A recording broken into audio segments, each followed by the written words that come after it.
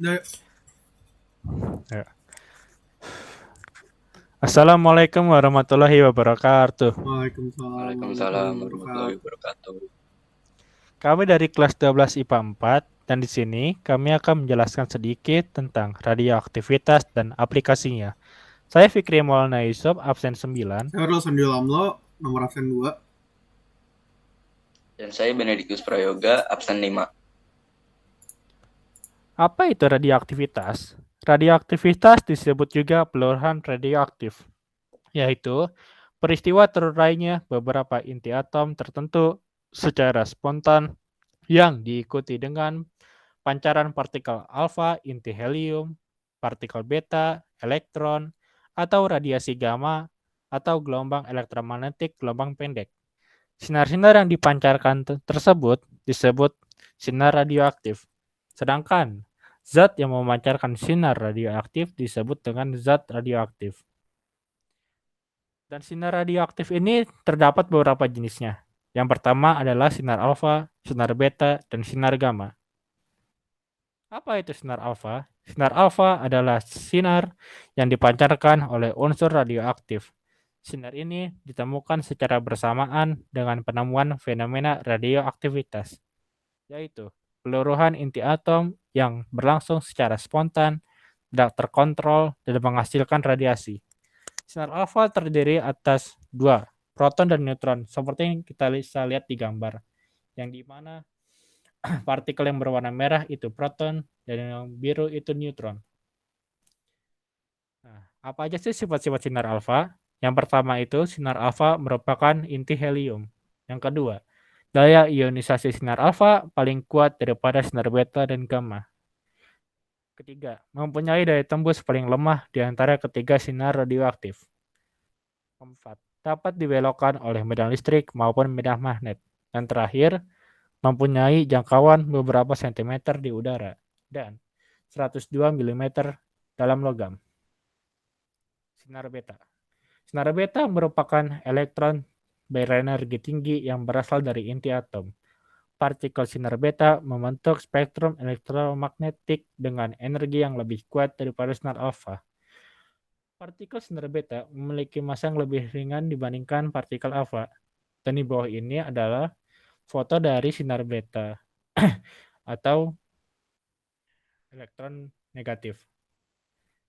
Sifat-sifat sinar beta. Yang pertama, mempunyai daya ionisasi yang lebih kecil daripada sinar alfa. Kedua, mempunyai daya tembus yang lebih besar daripada sinar alfa. Ketiga, dapat dibelokkan oleh medan listrik maupun medan magnet.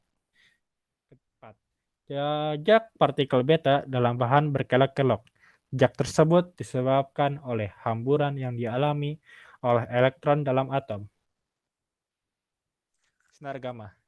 Sinar gamma adalah radiasi gelombang elektromagnetik yang terpancar dari inti atom dengan energi yang sangat tinggi, yang tidak memiliki massa maupun muatan. Sinar gamma ikut terpancar ketika sebuah inti memancarkan sinar alfa dan sinar beta.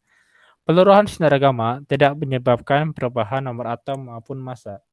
Dan di bawah ini kita dapat melihat gambar jalur dari sinar beta, sinar gamma. Sifat-sifat sinar gamma antara lain, sinar gamma tidak memiliki jangkauan maksimal di udara. Artinya, semakin jauh di udara, semakin jauh dari sumber, intensitasnya semakin kecil. Kedua, mempunyai daya ionisasi paling lemah di antara ketiga partikel. Ketiga, mempunyai daya tembus paling besar. Keempat, tidak membelok dalam medan listrik maupun medan magnet. Waktu paruh. Setiap isotop radioaktif akan mengalami proses peluruhan menjadi unsur yang lebih stabil.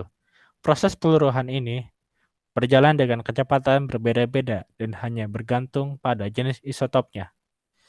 Jika kita ingin mencari N atau jumlah radioaktif saat T, kita harus mengkalikan N kosong, yaitu jumlah zat radioaktif saat T, dengan E pangkat negatif lambda kali T, dengan E yaitu bilangan natural 2,71828, atau dapat dicari dengan mengkalikan N kosong dengan setengah pangkat 1 per T.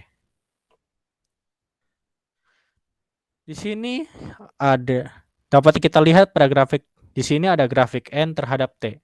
Dapat dilihat bahwa interval waktu antara jumlah unsur aktif partikel semula NO dan setengah jumlah unsur aktif partikel semula. Setengah NO adalah T setengah, yaitu disebut pula dengan waktu paruh. Dengan kata lain, waktu paruh atau T setengah adalah waktu yang diperlukan oleh zat radioaktif sehingga keaktifannya berkurang menjadi separuh atau setengah dari keaktifan semula. Untuk mencari waktu paruh, kita bisa mencari dengan menggunakan T setengah sama dengan 0,693 per lambda. Dan kita dapat juga mencari NT atau jumlah unsur yang masih tersisa dengan cara N0 dikali setengah pangkat 1 per paruh waktu. Dan di sini kita bisa lihat tabel paruh waktu. Tabel paruh waktunya ada radioisotop yang dihasilkan oleh sinar kosmik di bumi, radioisotop alami, dan radioisotop buatan. Dan di sini ada contoh soal. Unsur radioaktif X memiliki waktu paruh 3 tahun. Jika massa X mula-mula 400 gram dan telah meluruh selama 9 tahun, tentukan harga konstantan peluru unsur X. Penyelesaiannya kita harus mengetahui apa yang kita ketahui dari soal.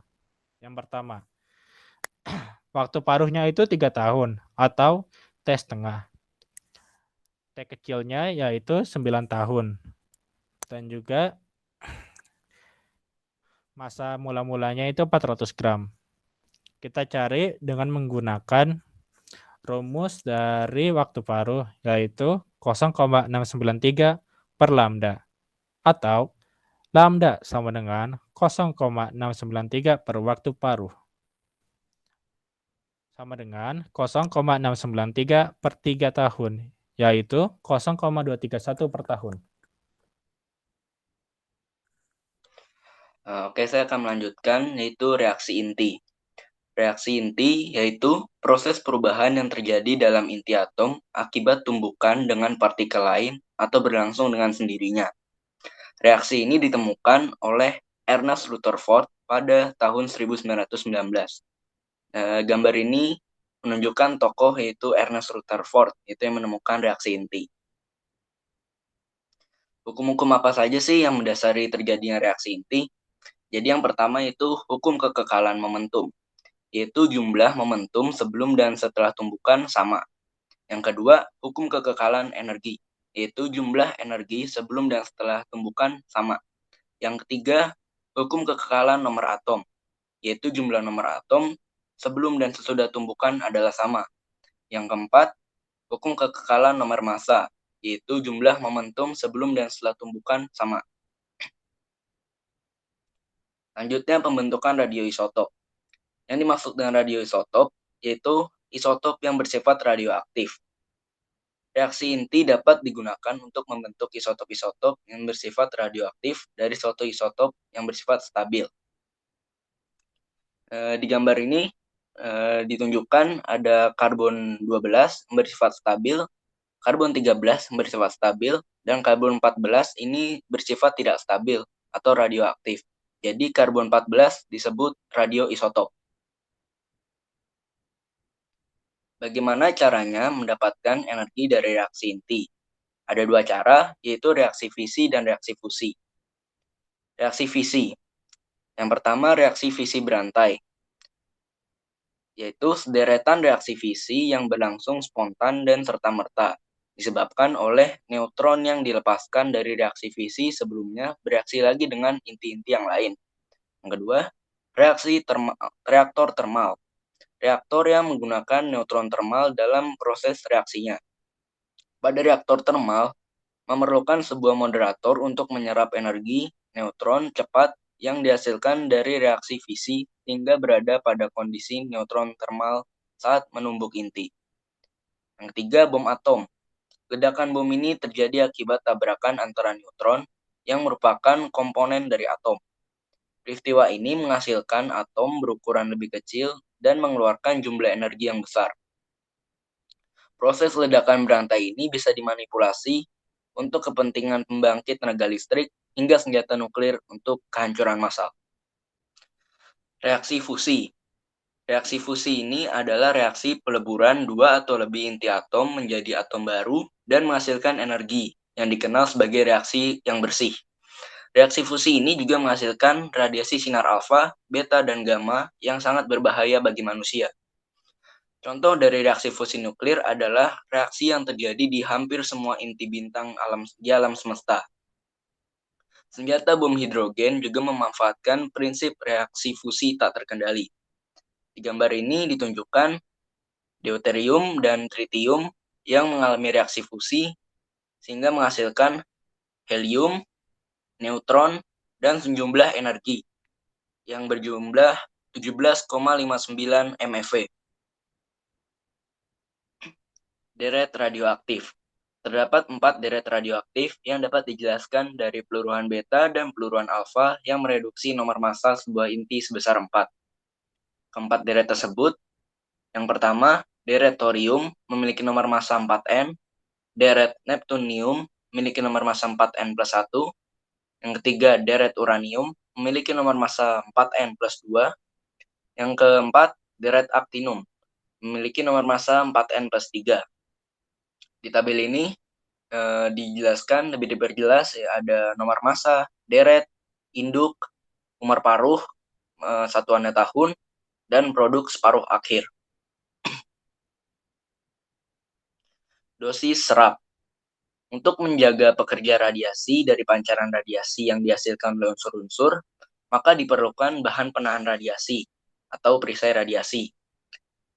Jika seberkas sinar radioaktif dilewatkan pada sebuah keping dengan ketebalan X, intensitas sinar radioaktif tersebut akan mengalami pelemahan yang memenuhi persamaan I sama dengan I0 kali E pangkat min mu kali X. Dengan I0 yaitu intensitas mula-mula, satuannya Wm pangkat min 2. I yaitu intensitas setelah melewati keping, satuannya Wm pangkat min 2. Kemudian X yaitu tebal keping, satuannya M. Kemudian mu yaitu koefisien pelemahan bahan, satuannya meter pangkat min 1. Saya akan melanjutkan tentang aplikasi-aplikasi radioaktivitas dalam berbagai bidang.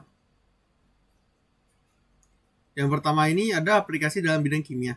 Di sini contohnya ada 2. Yang di sebelah kiri adalah reaksi esterifikasi, dan yang di sebelah kanan adalah gambar alat untuk melakukan analisis atau titrasi radiometrik. Untuk penjelasannya, reaksi esterifikasi itu adalah reaksi pembentukan suatu ester yang dapat dibentuk dengan reaksi langsung antara suatu asam karboksilat dan suatu alkohol. Esterifikasi ini memiliki katalis asam dan juga merupakan reaksi yang reversibel, berarti reaksi ini bisa kembali. Asam karboksilat bereaksi dengan alkohol membentuk ester dan air. Yang kedua ada analisis atau titrasi radiometri. Analisis radiometri ini adalah cara analisis kimia untuk unsur atau zat tak radioaktif dengan jalan penambahan zat radioaktif.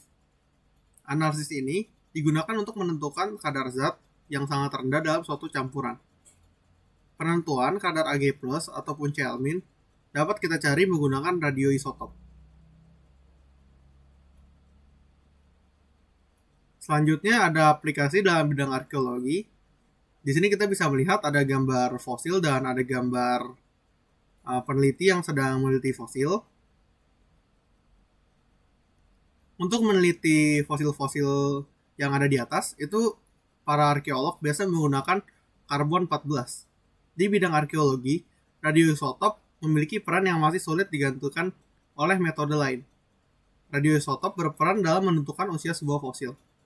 Ketika makhluk hidup masih hidup, kandungan radioisotop karbon 14 dalam keadaan konstan sama dengan kandungan di atmosfer bumi yang terjaga konstan karena pengaruh sinar kosmis pada sekitar 14 dpm atau disintegration per minute dalam 1 gram karbon.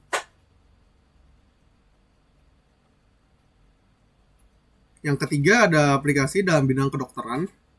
Dari kiri ke kanan ini bisa kita lihat, yang pertama ada xenon 133 atau Xe133. Yang di tengah itu adalah kobalt 60 atau Co60. Dan yang di sebelah kanan itu adalah scandium 137 atau CS137.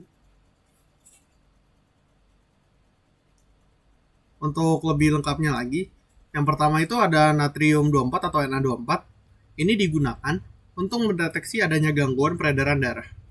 Larutan NaCl yang tersusun atas Na24 dan Cl yang stabil disuntikan ke dalam darah, dan aliran darah dapat diikuti dengan mendeteksi sinar yang dipancarkan, sehingga dapat diketahui jika terjadi penyumbutan aliran darah.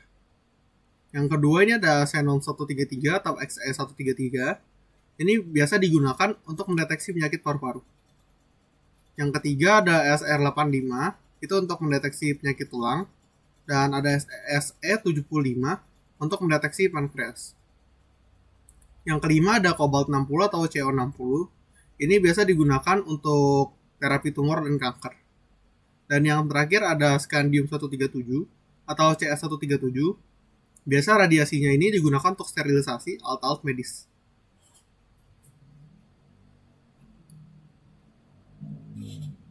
Yang keempat ada di bidang pertanian. Ini bisa kita lihat dari gambar. Ini adalah gambar laboratorium dan ada peneliti yang sedang mengembangbiakan bibit unggul. Dari bidang pertanian ini contohnya ada 2. Yang pertama itu pembentukan bibit unggul. Dalam bidang pertanian, radiasi gamma itu biasa digunakan untuk memperoleh bibit unggul. Sinar gamma dapat menyebabkan perubahan dalam struktur dan sifat kromosom, sehingga memungkinkan menghasilkan generasi yang lebih baik. Contohnya itu seperti gandum dengan umur yang lebih pendek. Untuk yang kedua, itu ada pemupukan dan pemberantasan hama dengan serangga mandul. Radioisotop fosfor dapat dipakai untuk mempelajari pemakaian pupuk oleh tanaman. Teknik radiasi juga digunakan untuk memberantas hama dengan menjadikan serangga mandul. Yang terakhir, ada aplikasi di bidang industri. Dari sebelah kiri sampai sebelah kanan, ini yang pertama ada alat untuk mendeteksi kebocoran pipa. Yang di tengah ini adalah ultrasonic flow detector. Dan yang ke paling kanan, ini adalah ultrasonic thickness gauge. Untuk lebih jelasnya, yang pertama adalah untuk mendeteksi kebocoran pipa. Radioisotop digunakan untuk mendeteksi kebocoran pipa yang ditanam di dalam tanah atau dalam beton dengan cara memasukkannya ke dalam aliran pipa kebocoran pipa sehingga dapat dideteksi tanpa penggalian tanah atau pembongkaran beton. Yang kedua ini, ultrasonic flow detector itu biasa digunakan untuk mengetahui adanya cacat pada material. Pada bidang industri aplikasi baja, perlu dianggap bahwa semua bahan selalu mengandung cacat. Cacat ini dapat berupa cacat bawaan ataupun cacat yang terjadi akibat penanganan yang tidak benar. Dan cacat pada material ini merupakan salah satu sumber kegagalan dalam industri baja. Yang terakhir ada ultrasonic thickness gauge. Itu biasa digunakan untuk mengkontrol ketebalan bahan. Ketebalan produk yang berupa lembaran, seperti kertas film atau lempeng logam, dapat dikontrol dengan radiasi. Prinsipnya itu dengan cara intensitas radiasi yang diteruskan bergantung pada ketebalan yang dilalui. Detektor radiasi dihubungkan dengan alat penekan. Jika lembaran menjadi lebih tebal, maka intensitas radiasi yang diterima detektor akan berkurang dan mekanisme alat akan mengatur penekanan yang lebih kuat sehingga ketebalan dapat dipertahankan. Segitu saja sedikit penjelasan tentang radioaktivitas dan pengaplikasiannya dari kami. Semoga bermanfaat. Mohon maaf jika ada kesalahan kata atau kata-kata yang kurang berkenan. Sekian dari kami. Wassalamualaikum warahmatullahi wabarakatuh. Waalaikumsalam Waalaikumsalam warahmatullahi wabarakatuh. wabarakatuh.